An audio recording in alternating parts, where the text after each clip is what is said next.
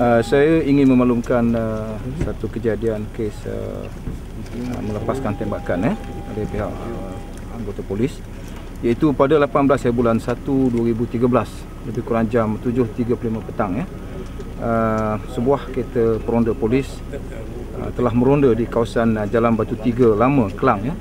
Jadi semasa membuat rondaan, pihak kereta peronda polis telah terserempak dengan sebuah kereta yang mencurigakan, iaitu potong wajah nombor WBP 5612. Kemudiannya setelah mengekori, pihak polis telah menyemak pendaftaran berdasarkan nombor plate kereta tersebut dan dapati cukai jalan tersebut tamat tempoh. Jadi engkoran daripada itu, anggota terus cuba untuk memberhentikan kereta berkenaan, tetapi pemandu telah memecut dengan laju dan melarikan diri. Pihak polis terus mengejar kereta tersebut dan didapati kereta berkenaan telah melanggar beberapa buah kereta sepanjang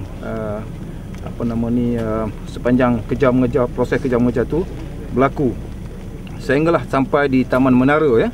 Taman Menara, dikatakan kereta tersebut telah berhenti, dipercayai dalam keadaan seolah-olah macam kehabisan minyak, pasal tersedut-sedut jalan tu tersedut. Dan kemudiannya salah seorang anggota polis keluar dan di bahagian keluar daripada bahagian belakang, menghala ke bahagian belakang kereta berkenaan, dan semasa itu kereta tersebut reverse dan anggota polis telah melepaskan satu das tembakan daripada bahagian belakang. Kemudiannya kereta itu terus memecut dan menghala sampailah ke Taman Sejati Kelang, tempat kita berada sekarang ni. Dan kemudiannya kereta berkenaan telah berhenti di tempat yang sekarang ni berhenti, dan semasa cuba untuk menahan tu, kereta berkenaan reverse sekali lagi, dan di sini pihak polis telah melepaskan beberapa das tembakan dan kemudiannya berjaya menangkap salah seorang daripada pemandu kereta berkenaan. Dan apabila pemeriksaan lanjut dibuat, didapati satu perempuan Cina berada di sebelah kiri penumpang, mana sebelah kiri pemandu, iaitu sebagai penumpang. Dan kemudiannya kita telah memanggil pihak ambulans, dan apabila pihak ambulans sampai, disahkan bahawasanya satu perempuan Cina itu telah meninggal dunia di tempat kejadian.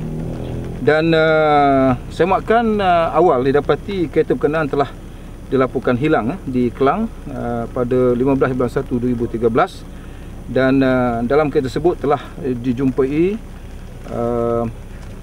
sebilah parang di sebelah kiri tempat duduk penumpang, sebelah pemandu, dan juga satu paket serbuk putih dipercayai dadah.